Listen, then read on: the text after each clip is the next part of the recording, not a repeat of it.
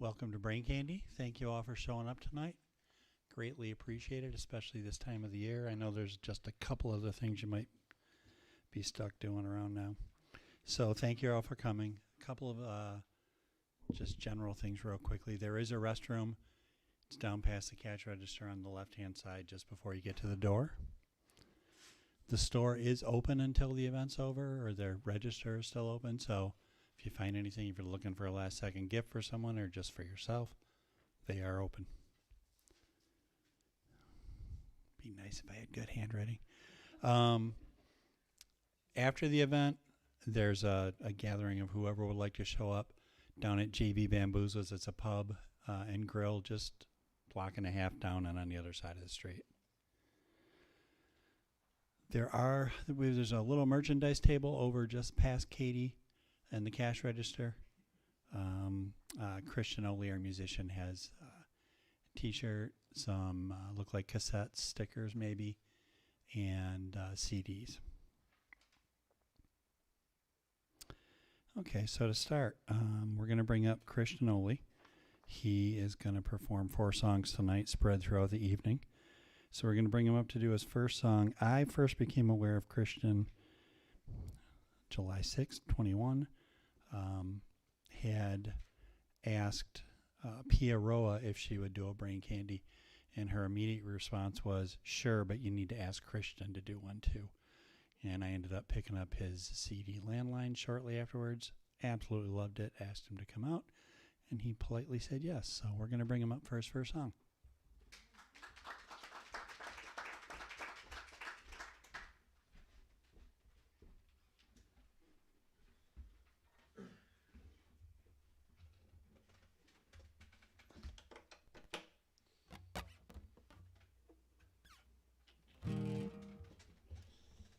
Hi, everyone.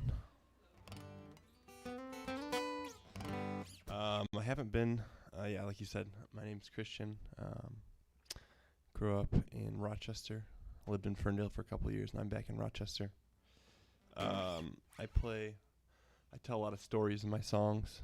I guess that's comparable to comics, stories in comic books. I haven't been in a comic store in a long time. When I was young, me and a few friends liked to go to this place in Rochester called Comics Corner with an X. My brother was also a big comic fan. And I read a lot of songs about family. This one's about, actually, I had another friend who would always make fun of me because my songs are very direct and straightforward lyrically. So if I talk about this song before I play it, I just end up telling the story twice. So I hope you enjoy it. Thank you for being here.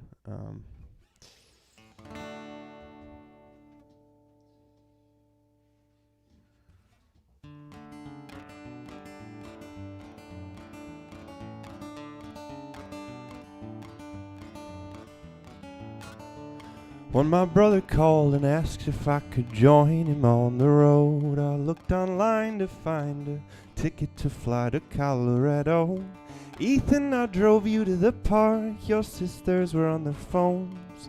The next day we went to Lost Lake and I saw how much you've grown, and I knew the truth. If at the end of my days all I have is you, it's enough. I moved home from school, you took me in, and I had my own room. You still call it my room, though it's been a few years since I moved. I'd play you guitar, the same songs my dad would play for me. Natalie, you'd sing the wrong words and then laugh and smile at me, and I knew the truth. If at the end of my days all I have is you, my accomplishments have all been torn in two. I don't mind as long as I know I've got you. And I'm just hoping I don't change. I don't change.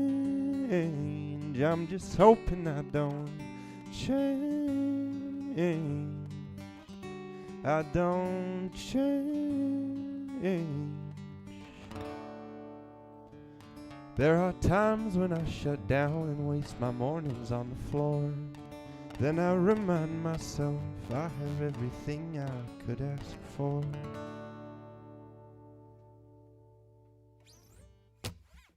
Thank you.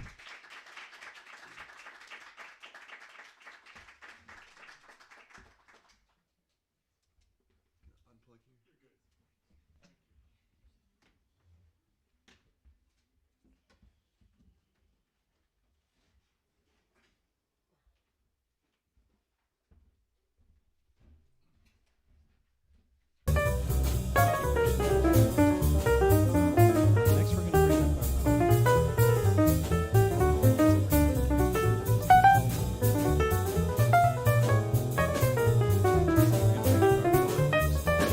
our poet. It's Brittany Rogers. And I first became aware of Brittany, and I kind of hate this. 2 of the 4 tonight, I don't know exactly when I became aware, and I'm usually pretty meticulous about writing stuff down. I know it was somewhere in May or June of 2019 at a Reading It Room project that you just killed, and I'm pretty sure I asked you immediately afterwards. I've had the pleasure of seeing Brittany read a couple of times since then. You're in for a treat.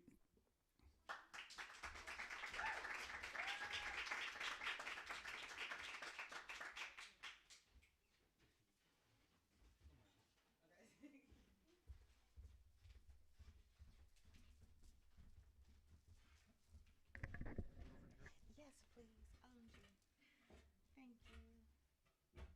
You are delightful. Thank you. Oh, yay. I was definitely about to do a little coffee shop, sit on the desk. So this is great. This is much better for me. Hi. I'm really excited to be here. Thank you all for being here on this cold December evening, and thank you, Dan, for inviting me. I feel like it's been a long time coming. I think COVID kept interrupting things, as it has done. The first poem I'm gonna read is a Detroit poem.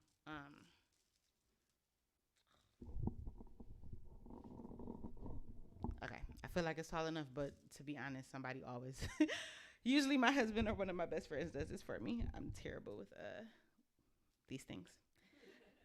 Okay, so it's a Detroit poem. I wrote it in the beginning of this year when the Pistons game started having the ice cams. Have y'all seen those? No? Oh my God. The ice cams are my favorite thing in the whole wide world. Like, it has been my delight of this year. So how most games have like kiss cams and little things like that, Detroit has something called the ice cam, where people, like, when the ice cam looks at you, like, people just hold up like their jewelry, right? Which sounds odd. But for Detroit, it's the most on-brand thing I've ever seen in my life. And this year is also the year that I learned that I'm like, oh, like, when I go out of state, people are like, Detroit has a very specific culture. Like, you all are flashy, and you do like such and such. And I'm like, we're flashy. My God, we are not flashy. Because to me, it's not flashy to me. I'm like, this is what everybody looks like. So I wrote like a whole series of odes dedicated to the ice cam. Ice cam, Little Caesars Arena, January 2022.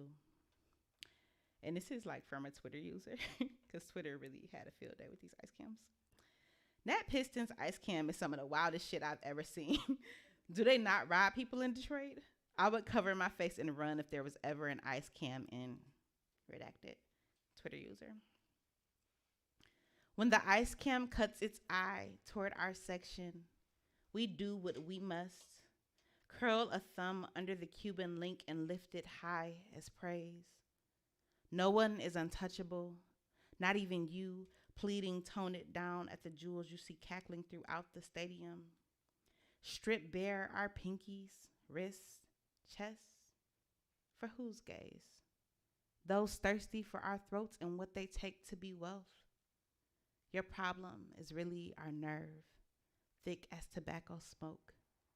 You wish we'd get rid of it. We know. The gold is just a cover.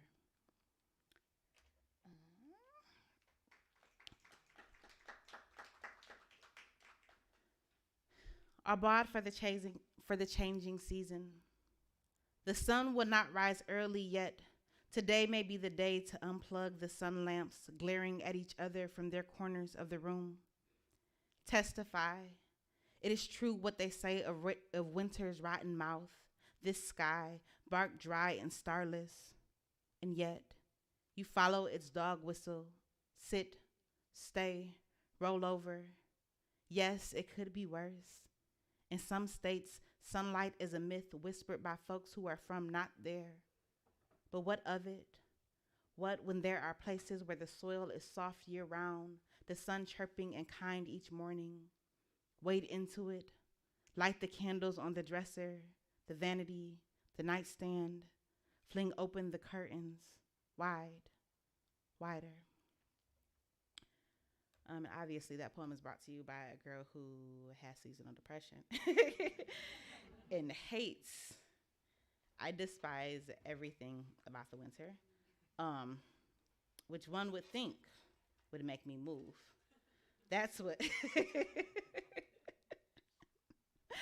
That's probably what should happen, but I don't know. I'm really partial to Detroit. I've been here my whole life, so instead I just write poems about how much I hate the winter and glare when the sun starts setting way too early, such as now.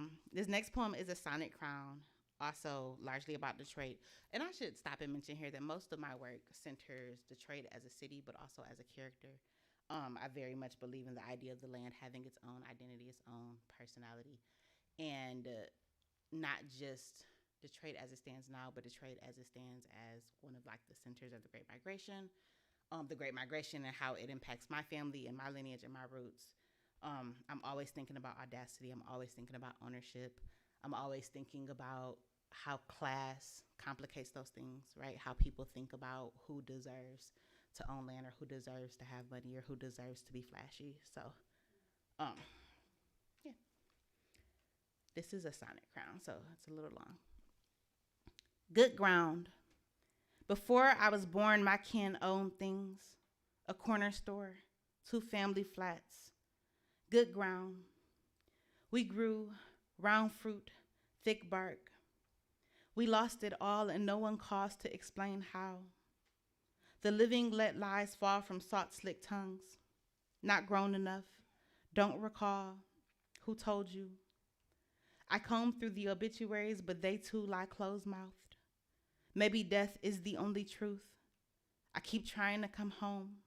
Everywhere I'm from is theory. Everywhere I'm from is theory. I gather a bouquet of maps and mark. We were here, under the factory, in front of that old Catholic church, where the eggshell house was torn out the frame. Yes, there, under the freeway's thin ankles. My husband and I buy a house on the west side, paint the dining room tangerine, walk to the park ballooned with barbecue, blunts, laughter, oh, the laughter floating, bubble thick. You gotta be from here to get the joke. It's not funny, but it is. They done put, of all things, a cocktail bar at the corner of my granny's old block where her once house sits fragile and sucked dry. How long had it been since I flew from the garage's roof, soaked my bruise in her old clawfoot tub? Can I tell you a secret? I didn't want that house. Not then. I wanted everything stainless. Forgive me for needing land that I was the first to walk on. I already belonged to them, all of them. Daughter of all of them, daughter of hymns and riots, daughter of the remnant left when flames licked the whole town.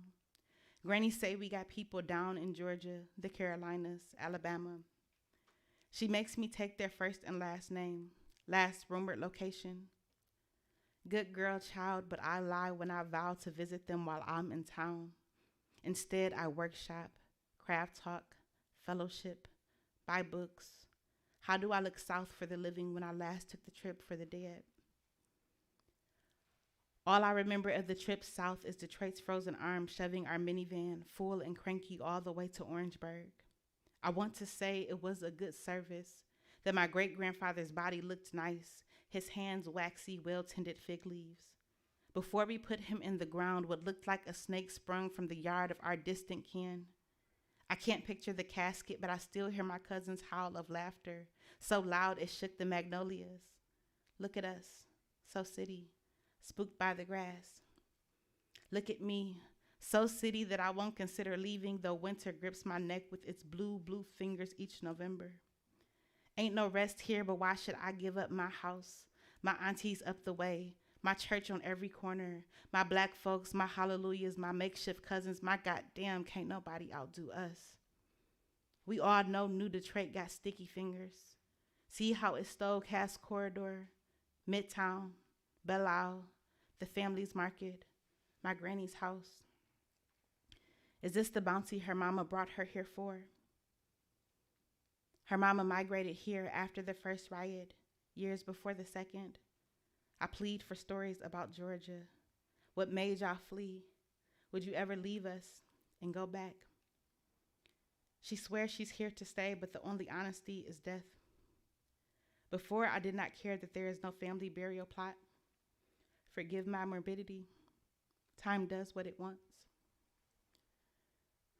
Granny dictates details of her funeral, gives everything but where she wants her body to rest. I'm not ready to lose her. First to God, then to the southern land that held her and my kin long before I was born. What love will I own then?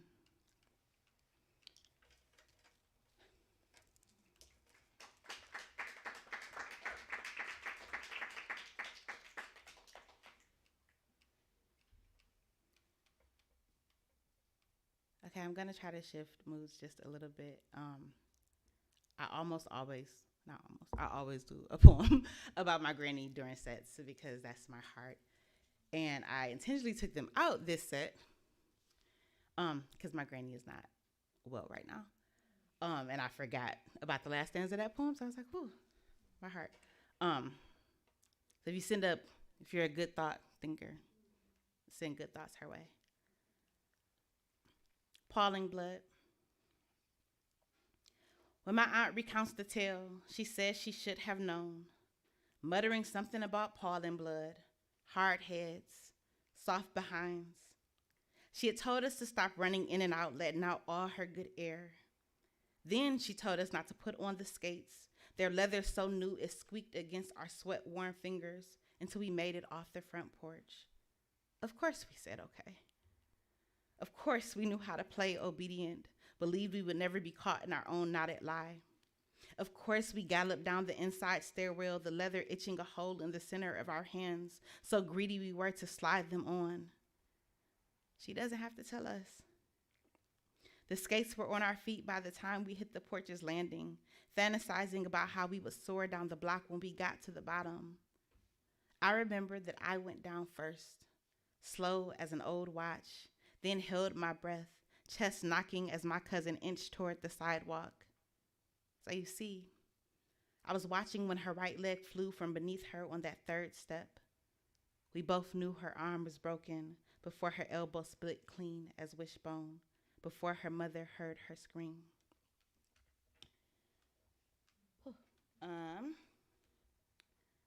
The running joke in my family is that, so I have a super matriarchy, right? Like that's it. There's nothing but matriarch there. Nothing but matriarch. So there are lots of ways in which I was lucky in ways I didn't realize until I became an adult. So like my granny is who would fix my cars. All the women in my family grill at the barbecues, right? The men don't grill, the women grill. So there are lots of little ways that like we're very independent, but then that also means we're very headstrong. And when somebody gets to doing something too stubborn, they just be like, oh, that pollen blood is just so stressful. Okay.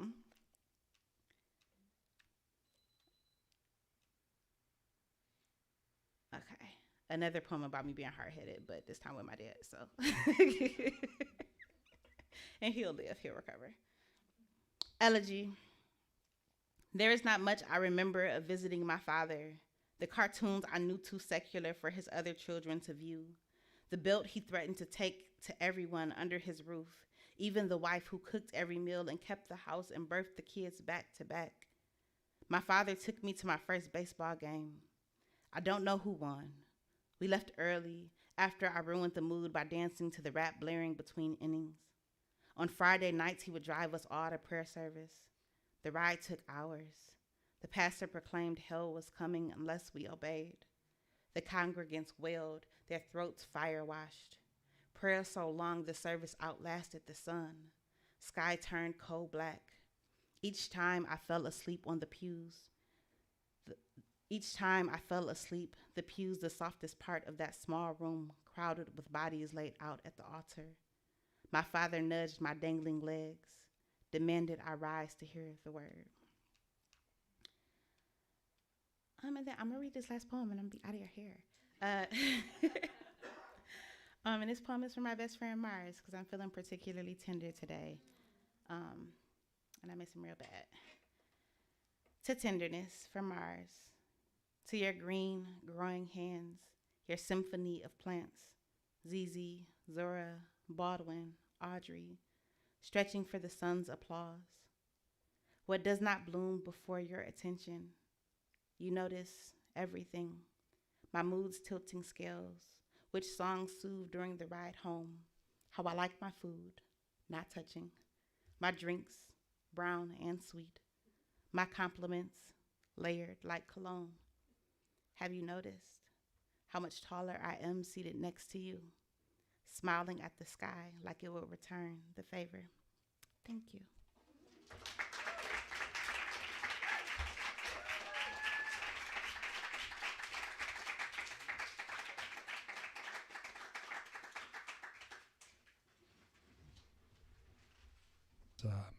September 30th, 2019. The aforementioned Room Project had a gathering of people that were involved in a literary community, and somehow I was invited in. Not sure how that happened, but so yeah, I met Erin at that, and then was fortunate enough to see she was involved in the first Woman House Detroit project last summer, the summer before actually, probably. With just, so she does stained glass. And there was a just absolutely, it's a 2-story house. And as you were going up the flight of stairs, there was a demonstration right above your head that you're going to get to see part of. So I'm going to bring her up and let her explain it because I'm doing a crap job.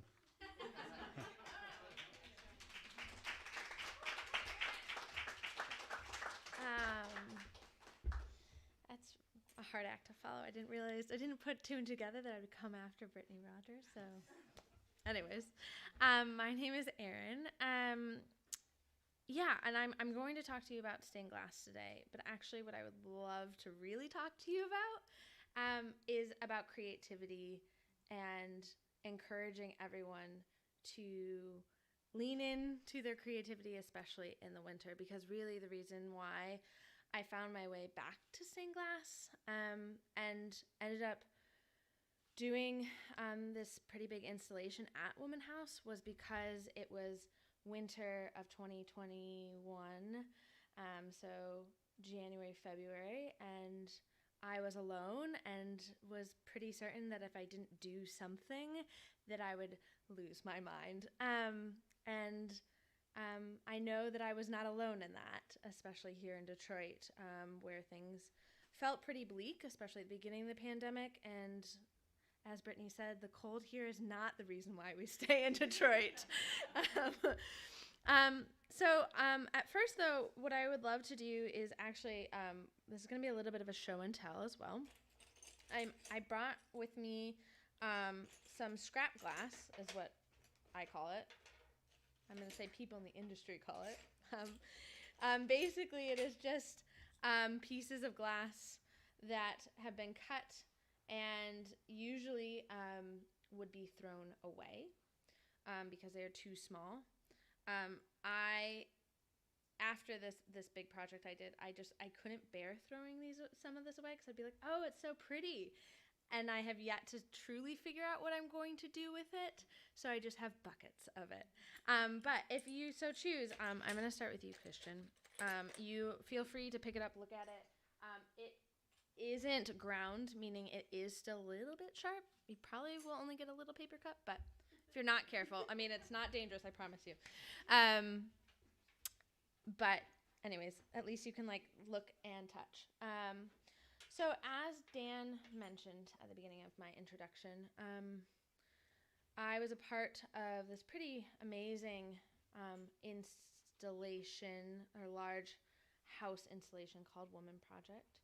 I was really, I feel indebted and a very large amount of gratitude to Asia Hamilton, who was one of the organizers and curator of the project. I highly recommend, if this is your first time hearing about Woman House, to check out their website. It's Woman House Detroit. And Asia's gallery is Norwest Gallery. It's on Grand River. Highly recommend you follow her, or just look her up. She hosts some pretty incredible visual artists. She didn't ask me to plug her, but like I said, I feel very much in gratitude to her, because in February, March 2021, I was working at Page's Bookshop, which is right next to the gallery. And like I said to you in my intro, that winter was really hard for me. We had just gotten through all of 2022. There were vaccines, but it was very cold. And I just remember not seeing very many people. I think in my memory, it was because we were all sort of still not sure if it was good to gather. It was probably a combination of like, it was cold, it was miserable, and that. And I had been wanting to set up a stained glass studio in my basement for some time. I had all the materials, because I had also worked at a stained glass studio out in St. Clair Shores. They do both retail as well as classes, and also repairs. So I had all of that, and it had been sitting in boxes for almost 2 years. And I finally was like, you know what? I'm just going to put this together. And so really, like, there was a corner of the basement of the house that I rent from, sort of split into apartments. So I took a corner of the basement, cleared it sort of the spiders. Mostly I just coexist with the spiders, and set it up. And I picked a pattern from the internet. That's what designs are called, especially smaller designs in stained glass, which they're called patterns. And I picked one off the internet that I thought would be a good way to like remember how to do stained glass. Because up until that point, I hadn't touched any glass in over 2 years. And then before that, it had been much longer. And so I picked a feather. I was like, oh, this is fairly simple. This is truly what it looked like, but on paper. And I started making them, and I probably got into two all the way through two, and realized all of a sudden it truly felt like I had just this idea that came to me, which was like hanging feathers from a ceiling in a large window, glass feathers. And so I went to Asia, and I was like, Asia, I have this idea. Like, remember, she's a curator. She owns a gallery. She works with professional artists. And I said, I have this idea. I want to, can I hang some feathers in your window? You know, like she had a artist come and hanging pictures of different eyes, I remember. And maybe that's where sort of the memory had lodged in my brain, and then it came to a fore. But so she had still the equipment on the ceiling, and where that installation was. And she graciously was like, okay, let's talk. She wasn't like, Erin, I don't think so. But she could have totally said that. So anyways, it started to be a conversation. I would sort of check in with her. She would check in with me. And finally, probably that summer, maybe June, because I had steadily been making these feathers, not avidly, but steadily. And June came along, and she came in and she said, well, would you be interested in being a part of this all women's show? It'll be in my childhood home. It's all installation work, and I think this would be a really great piece for it. And I said, sure. And so then I was like, well, how many feathers do you think? And she was like, 100? And I was like, 100. Okay. Because I was like 50, and she was like, somewhere between 50 and 100. And I settled on 72 because my dad's family is Jewish, and derivatives of 9 are very important in Jewish numerology, which I think is called Grammatica, but don't quote me on that. And basically, growing up, the reason that number stuck with me is my Nana would always send me, for holidays, for birthdays, about $18, because it's basically the number that symbolizes the word for life, so or good luck. And so 73 is an expansion of that. So that's how we landed on that number. And I guess this is a good point to also talk more about what the feathers symbolize, because I know Dan is like, this is the point. So what I realized in making feathers is that it's really easy for me to associate color with individuals, people, not necessarily strangers, but people that I know either relatively well or very well. I wouldn't call it synesthesia. Maybe it's just a party trick. And in being very isolated and not being able to see people, and only being able to talk to people, I realized that my relationships had been changing and even eroding naturally. And that's not very easy for me personally to accept, when a relationship changes or evolves or even sort of dies, even though that's very natural.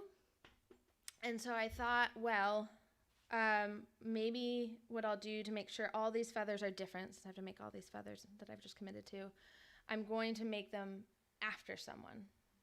And so basically I chose people in my life to, I guess, dedicate these to.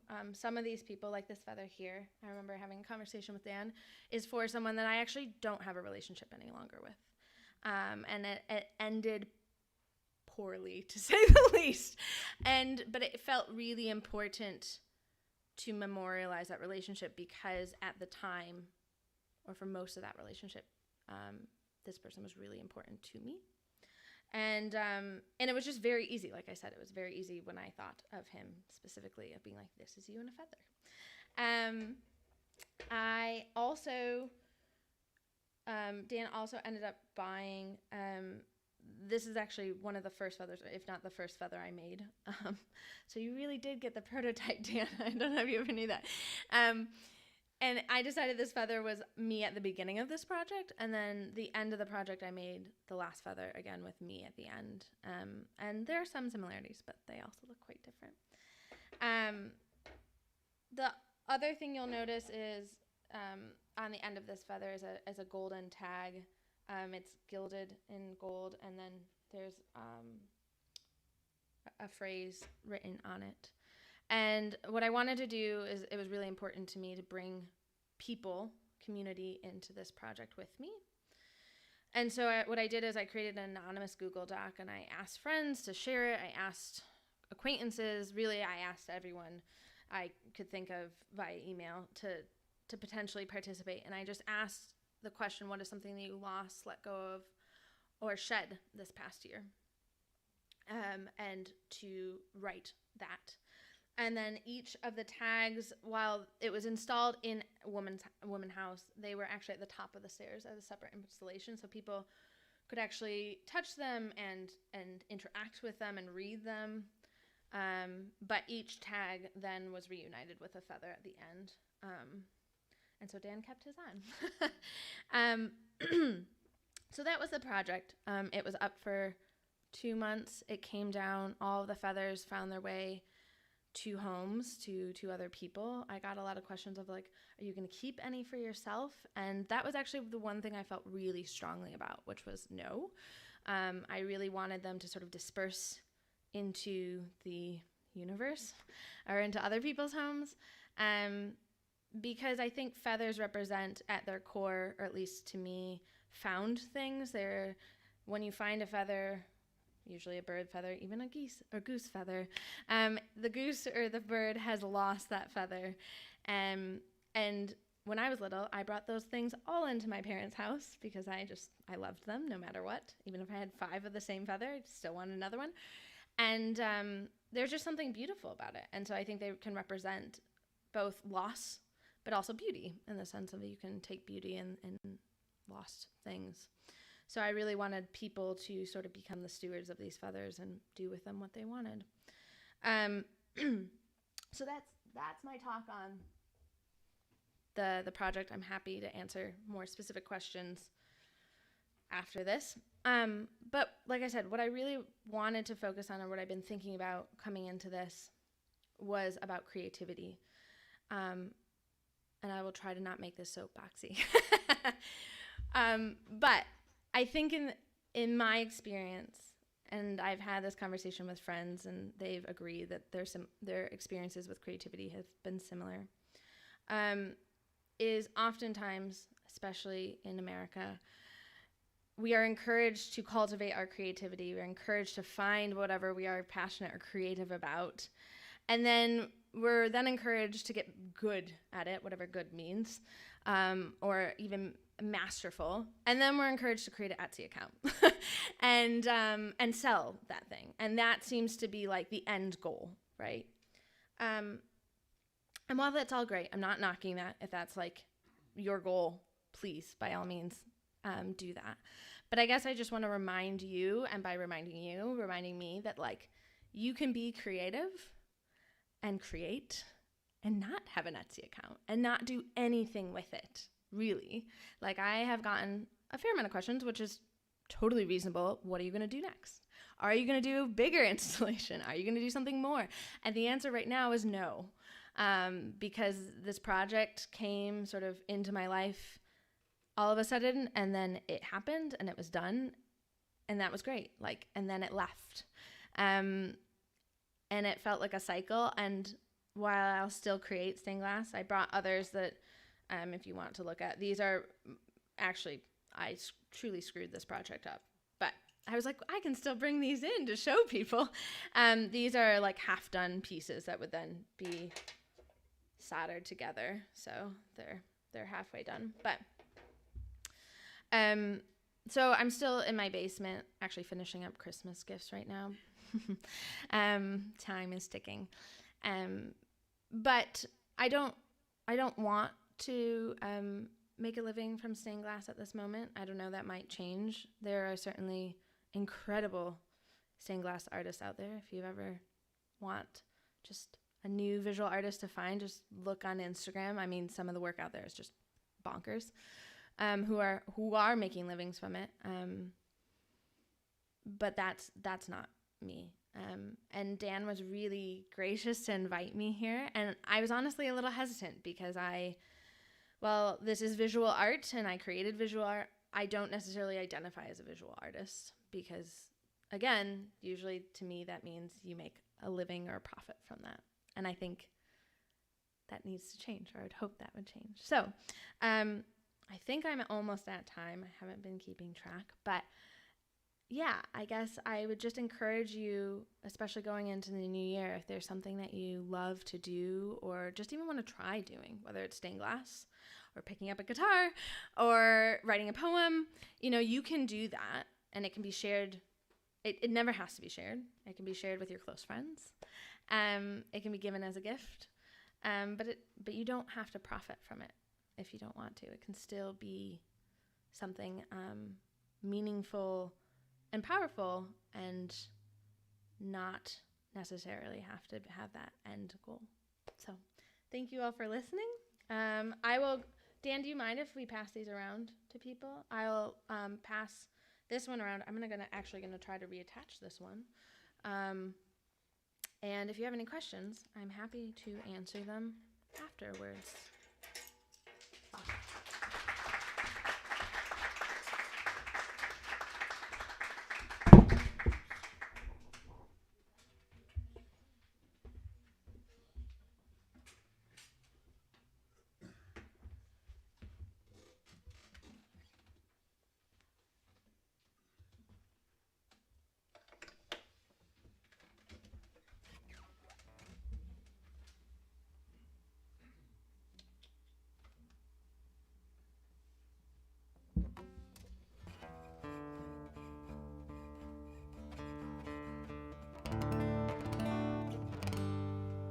I'm back for another one.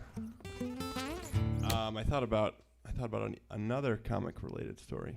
Two for you, Dan. So in my lifetime, there's been 3 primary Spider-Man movies that have come out. There's characters. You had Andrew Garfield. No, he was 2. So Tobey Maguire, Andrew Garfield, now Tom Holland. The second batch, me and my brother were always big Spider-Man fans. So the second batch has a scene in the first one with Andrew Garfield where he's learning how to use his webs, and he's skateboarding in some abandoned ship place. I don't know. Anybody remember that scene? Maybe not. But there's a song by Coldplay. Anybody know Coldplay? There we go. There's a yes. But it goes, and I will wait till kingdom come, until my day is done.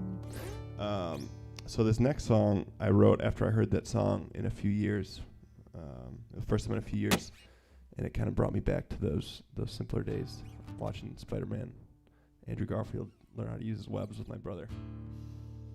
Hope you enjoy it. This is a new one. Not many people have heard it.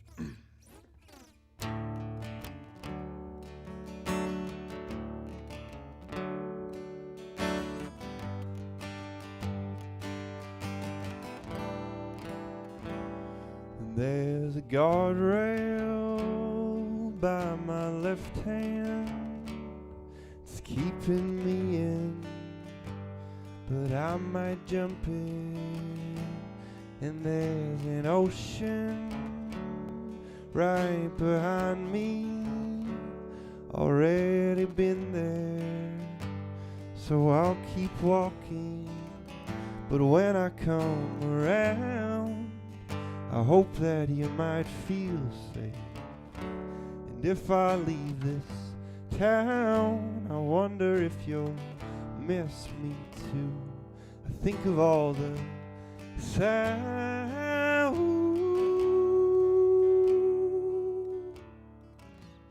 in this world, and I stay put. Yeah, I stay put.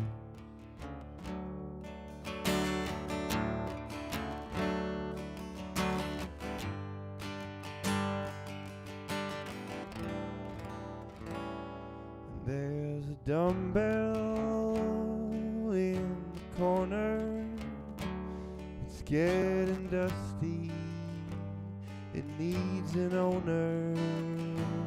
And there's an engine out in my garage.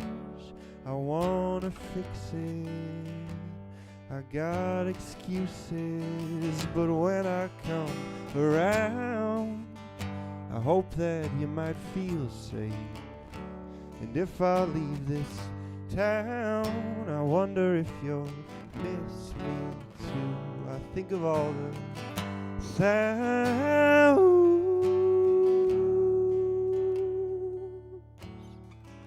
in this world, and I stay put. Should I stay put?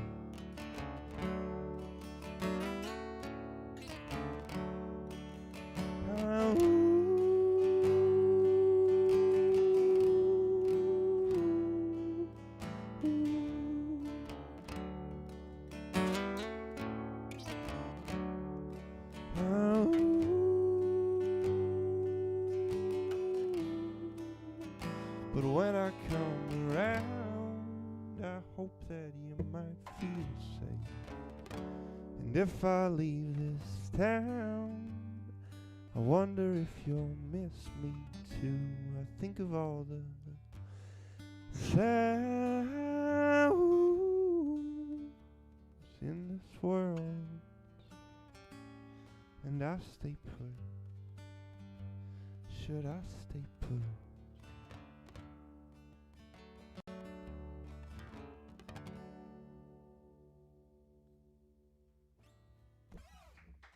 Thank you.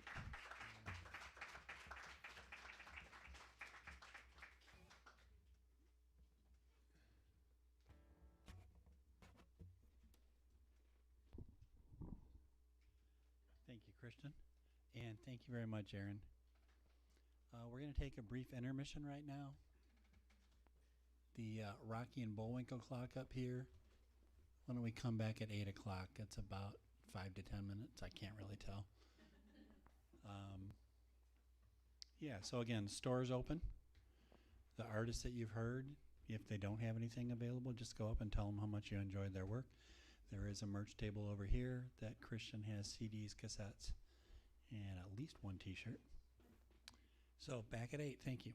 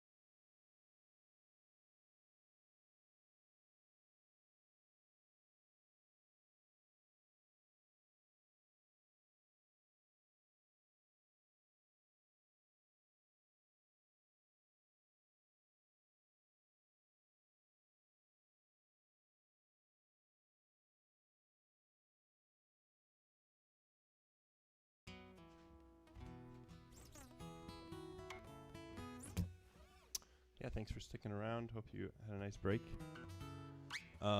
These listening room style shows are fun because you can talk to the audience. Has anyone been to Hamtramck? Anyone been to, oh man, I just looked it up. I think it's called Dos Locos Tacos. Yeah? They changed names? Oh. Oh, interesting.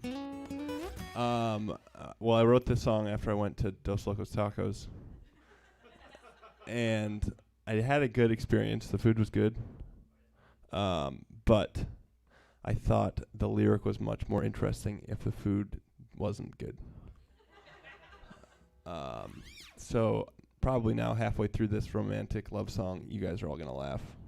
And it's going to ruin the moment, but...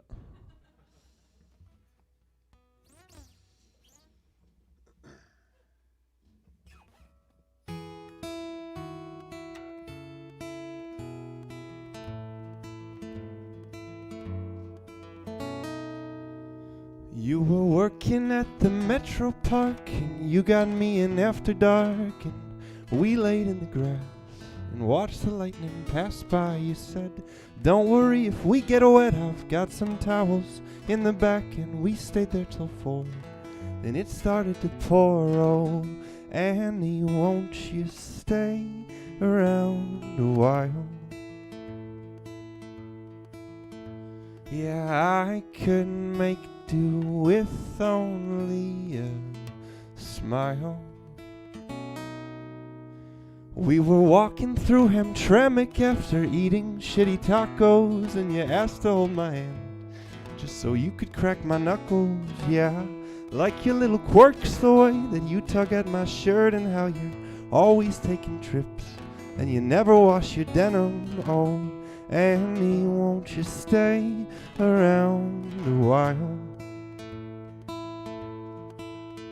Yeah, I couldn't make do with only a smile. When I called you out, you pulled me in and said that you meant everything you ever said to me. Ever since that dinner party, Annie, I'm sorry, I love you. Come sit down and let me hold you. I just get stuck in my head, but you always help me get out. Oh, I want you to stay around a while. Yeah, I couldn't make do with only a smile. Oh, I want you to stay around a while. Oh, I want to keep waking with a smile. Ooh.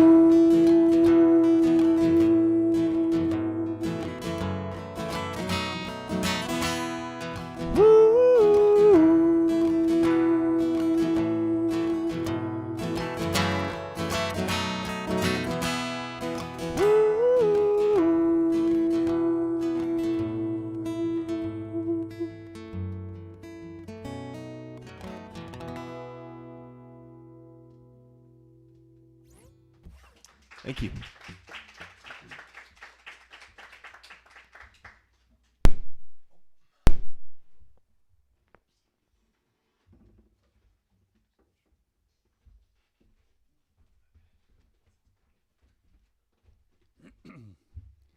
Thank you, Christian. Our prose writer tonight, Amanda Lewan, sometime in 2021.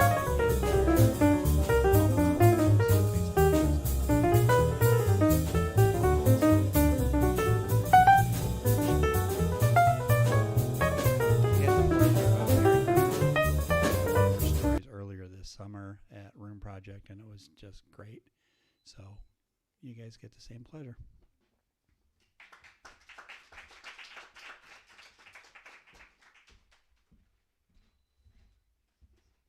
Hi, everybody. Thank you for being here tonight, and Dan, and to this great space we're in tonight. So I'm going to read a story that's about sisters. I think with family and Christmas and all those things coming up, I thought that might be interesting. And it's also about sisters who are sometimes mothers to their siblings. I don't know if anyone can relate. It's a draft, so it's still kind of being worked on. I'll try to read the whole thing, but hopefully I don't lose you. I was told in my writing group it's a slow burn story, so it builds up.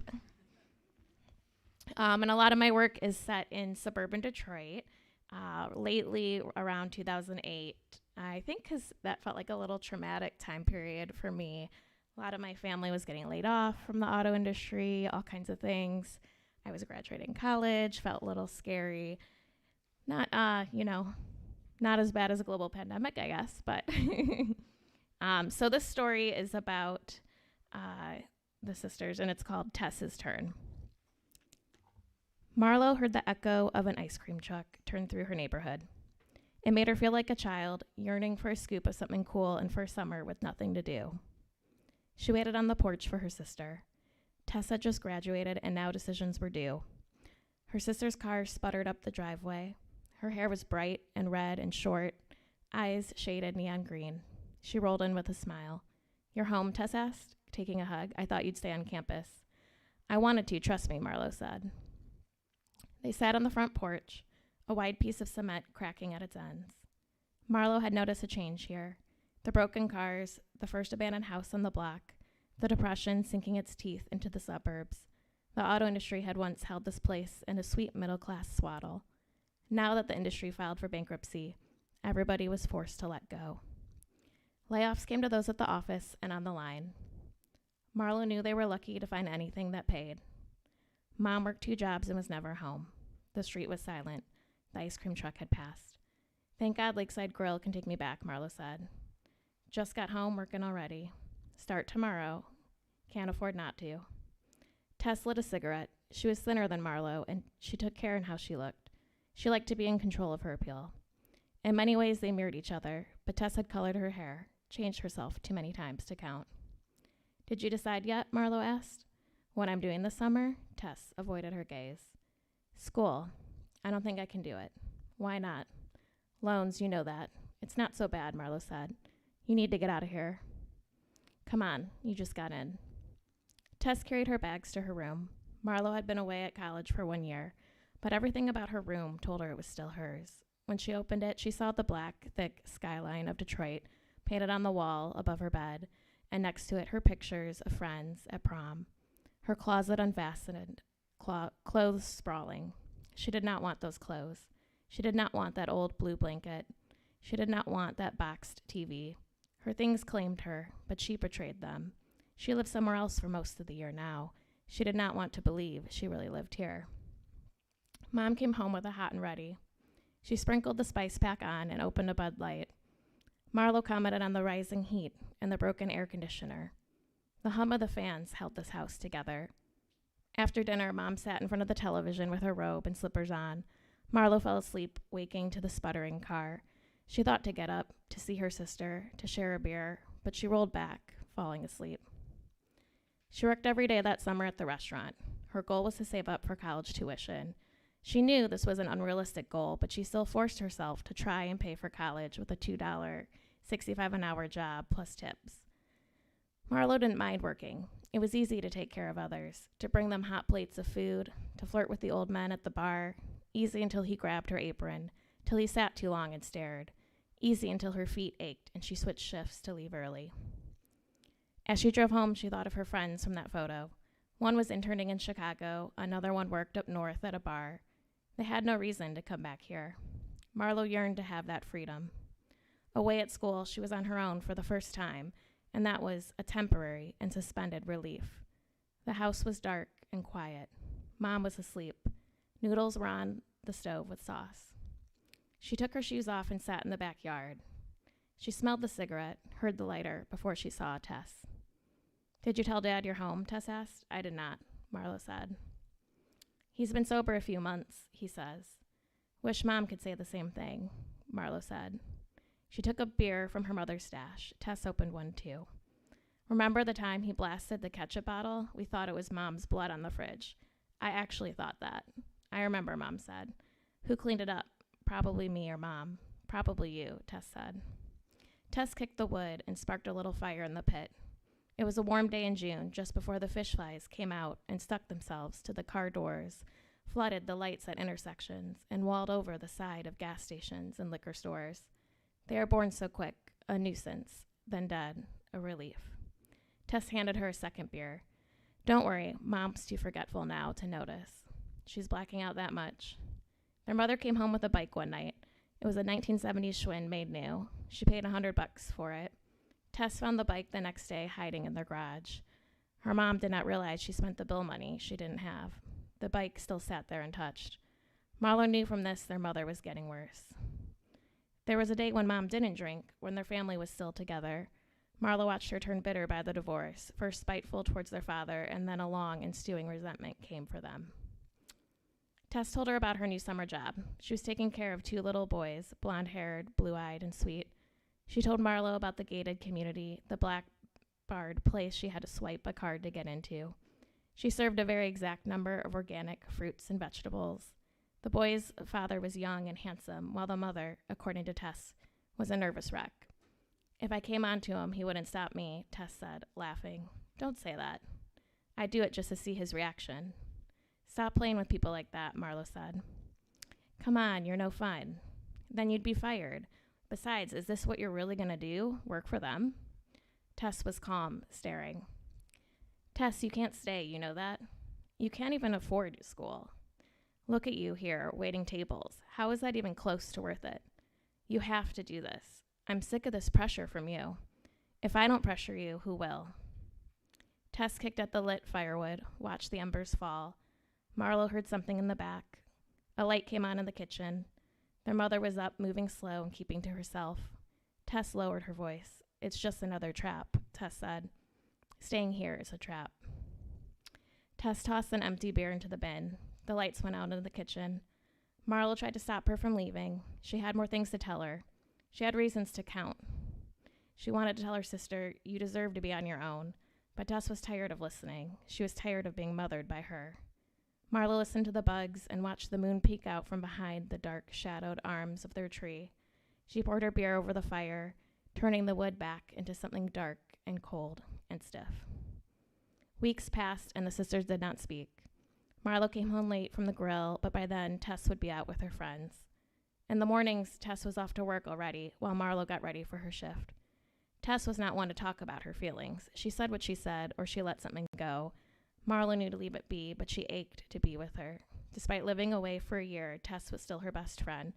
It was something closer than that, something unspoken, like their own shared language from living here. Tess came home early one day and Marlo caught her. You still mad? Marlo asked. I wasn't mad. You know I just care about you, right? Tess nodded and smiled. I made my decision. Gonna tell Mom over dinner tonight. That's great news. Marlo hugged her. Tess's eyes were bare. That week boiled over into a heat wave. The fans were on high, a constant mind-numbing noise. The air conditioning was still broken. Tess rolled ground beef into balls and fried it in a pan. Marlo boiled the water for the noodles. She scooped a noodle, made Tess taste it to see if it was done. They bought red sauce from a jar. Their mother came home and drank a beer, sitting across from them. This was the only time the three sat together that summer. Oops, now I lost my spot. Do you guys want me to keep going, or? Okay, hold on. All right. Hungry, Tess asked. Made you dinner. That was nice of you. They made their plates. Marlo watched the other two eat. I've made a decision about school, Tess said. And what's that, Mom asked. I'm going to take a year off, go to Kalamazoo. I'm living with a friend for a while, going to work over there. What are you going to do there? I can get a nanny job, Tess said. And then what? You say it like I'm a disappointment. Tess sat up, took her mother's plate, and took Marlo's too. I did all of this for you, Mother said, so you could go to school and get a good job and do something right for yourself. I am doing something right for myself. Selfish, Mother said. Mom got up for a cold beer from the fridge. She slammed the fridge door. Tess slammed the dishes in the sink back. Say it, Tess said. Say I'm a fucking disappointment. You're a fucking something, that's what you are. You'll grow old and alone, Tess shouted. You know that? I'll be fine without you. Her mother went to the television, turning it up extra high. Tess went off in the other direction. Marlo followed her sister. She saw her hands shaking. Like you said, Tess paused. I've got to get out of here. Marlo nodded, rubbing her hand. You're disappointed in me too? No, Marlo said. I'm just a fuck up. It's not that, Marlo said. Then what? Marlo wasn't sure how to say it, how to tell her that it was her job to keep everything together. It was her job to watch Tess, to watch Mom, to make sure their bills were paid and that someone here was sober. She had to keep them going and keep this thing working, make it look and sound in a way that shaped in a family. If Marlo didn't do these things, then they'd stall out. Mom would sit here and stare at the television. Tess would be like her and give up on anything good for herself. Maybe this was the problem. Marlo did too much. She did too much to force a family. Maybe she was the one who was failing. Then Tess leaned in and placed her head on Marlo's shoulder. She cried in a soft way, not a pain, but a release. Marlo stood in the yard. She stared at the burnt wood in the pit. She felt the air lift around her. Tess would pack up soon. She'd be out by the end of the week. Marlo would be the only one to return next summer. This, she knew, had an expiration date. She would eventually let go, too. But for now, all she needed was this. The soft summer air, the fire faded, and the two sisters holding each other in place.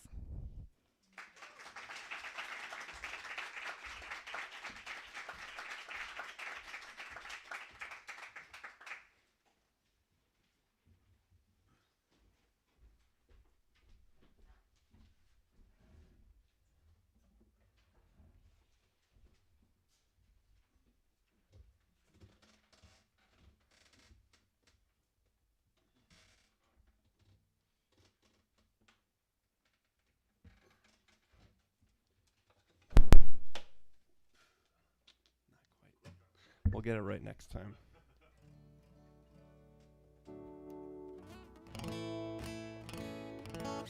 I think I'm closing the night out. Thanks for being here, everybody, and listening. Thanks to all the artists who came, too. Brain Candy for having us, and Dan for putting this on. It's not easy stuff to put this on, so thanks, Dan.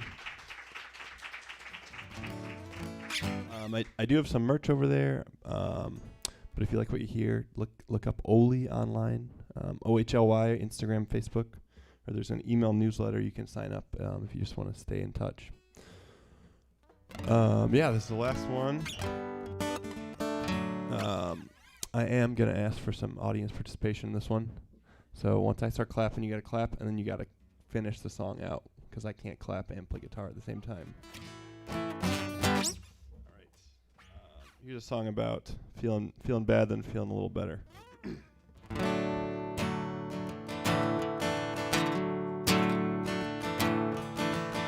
I'm sitting at the corner table, a little drunk, a bit unstable tonight. But I leave my house with hopes to clear my mind of all these memories.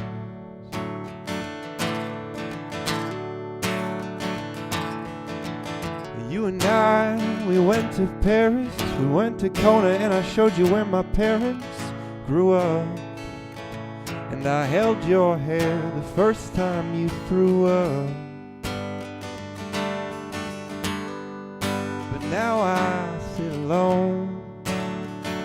Oh, when I followed through, you looked the other way.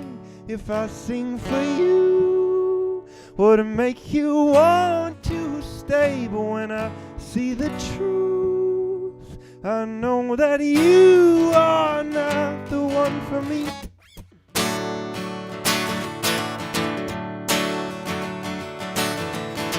3 a.m. and I'm not sleeping, just wondering how you enjoy your evenings, my dear. It was so sudden, it was so cavalier. What was it I did wrong? Oh, so when will I start to feel better? Yeah, when will I enjoy the summer again? Think that's on me, think I should phone a friend. I'm coming back around. When I follow through, you look the other way. If I sing for you, for to make you want to stay. But when I see the truth, I know that you are not the one for me.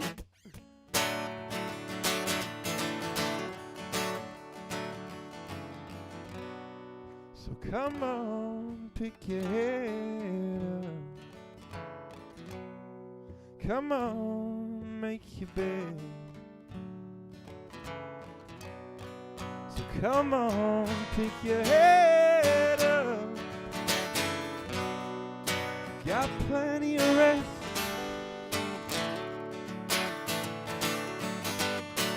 When I followed through. All right, here we go.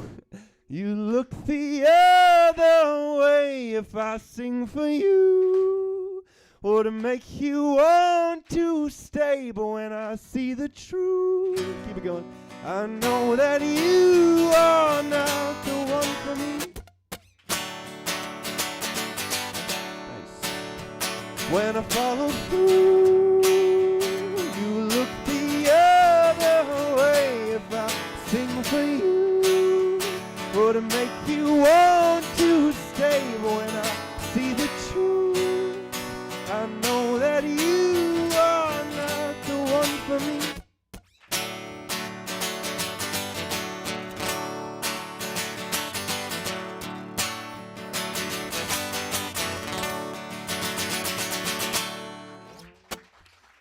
Nice job. Thank you so much.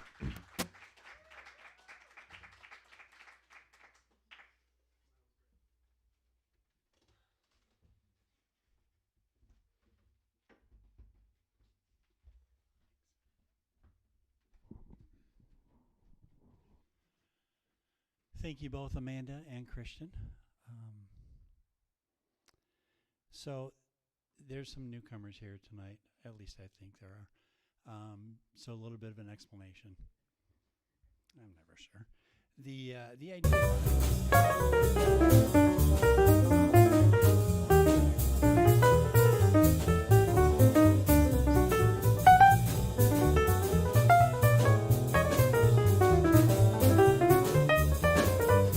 3 or 4 people at art galleries or local musician shows. I just kept thinking I cannot be the only person who's interested in all 4 of these types of arts. And I think part of it is that there's a lack of exposure. Maybe someone has a friend who's a poet, and so they go see him or her read, and they find out about other poets they like and start to follow that. Maybe they never hear about any of the local galleries or artists or musicians. So the goal is, to bring in people that, if you came here to support Brittany, maybe you really love Christian's music and you pick up his CD and start following him and looking for when he's playing out and about, or start Amanda in the future. That's the basic idea behind this series. It is just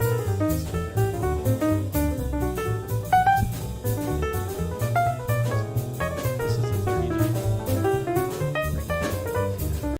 There's just an absolute wonderful amount of really, really good artists in this area in all 4 of these genres. We're scheduled out for another 1.5 years in all 4 of the genres, and we're actually almost into 2025 for visual artists. It's not too scary. And to follow up on, I think, Erin's point of, following your creative path if you have one. If you don't, it's okay as well, but maybe support the creative people. Too many stories of people whose friends publish a book or maybe easier to go with, put out a CD, and then their friends don't support it because they don't. So you're coming near millionaire to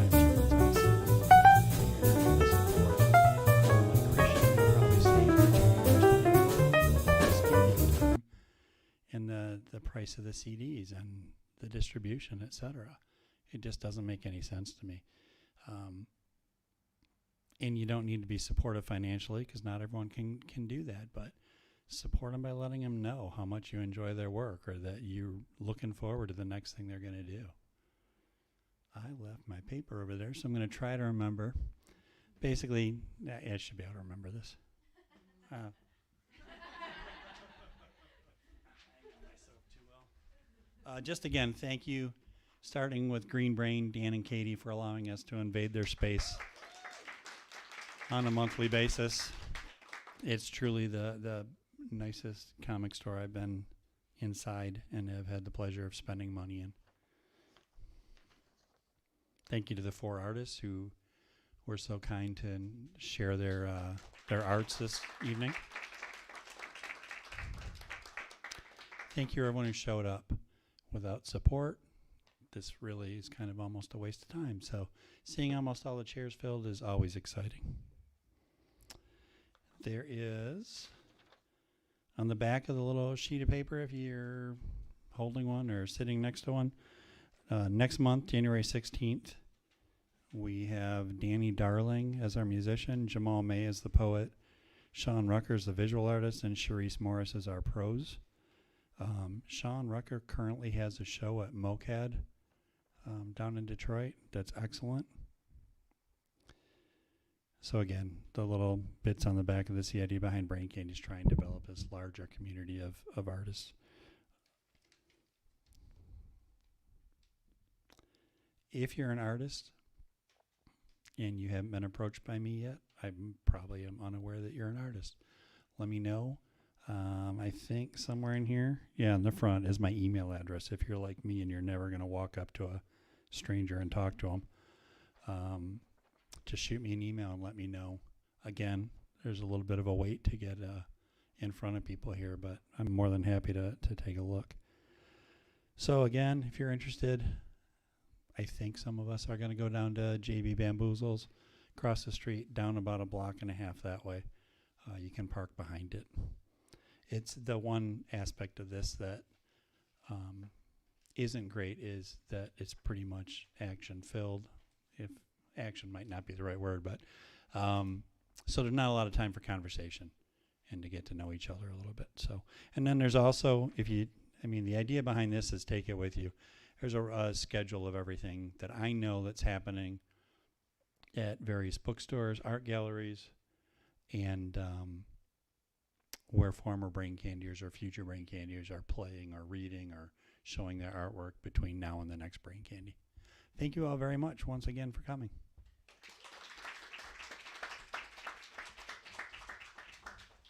Also, a big thanks to Dan Wickett for putting us together for almost 40 months of shows, minus all the pandemic shutdowns. I know his job is the equivalent of wrangling cats, so kudos to you.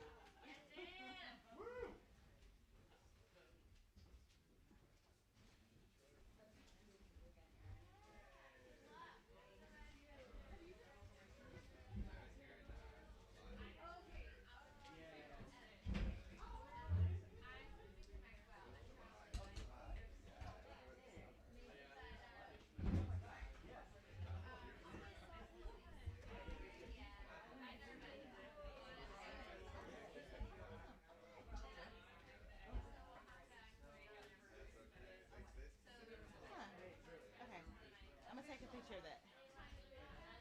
I'll let you do that. Oh, memoir. Ooh, what's next? Doing some shopping? I'll get this stuff out the way. I would say not